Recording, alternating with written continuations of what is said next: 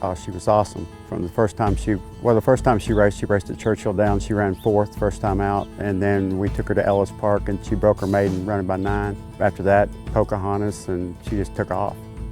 JR and myself and Nancy Polk would sit in her office and go through the various attributes of each yearling, combining pedigree and conformation, and decide where they're best positioned in order to maximize their sale price.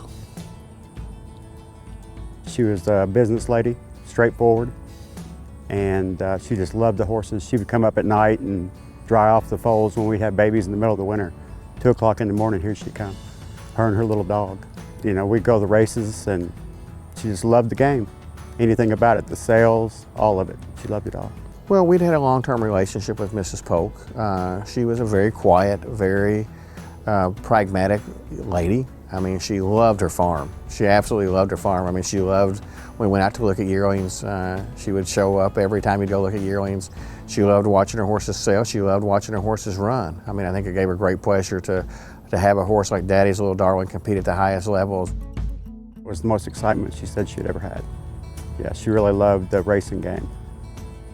She was a special lady. She loved racing. She loved her horses, and you know, I'm not surprised she produced a horse of the highest caliber as she has done here in Daddy's Little Darling, and especially coming off this property.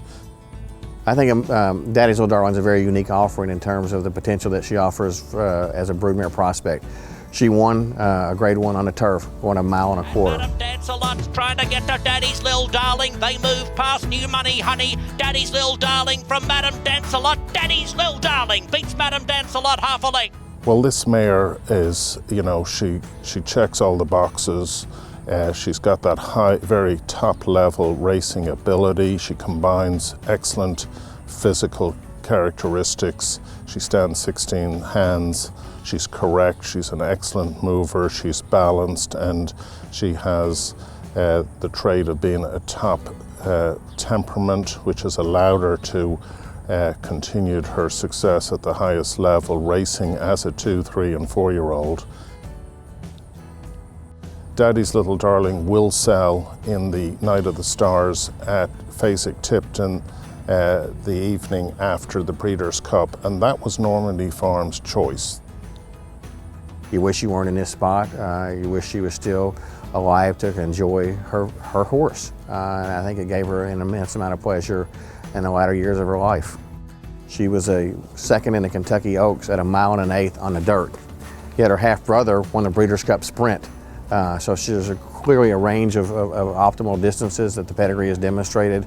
She's very unique in terms of the diversity and the distance. There's no limitations. It wouldn't be surprising to see her produce a Breeders' Cup Sprint champion or a Breeders' Cup Classic champion somewhere down the road.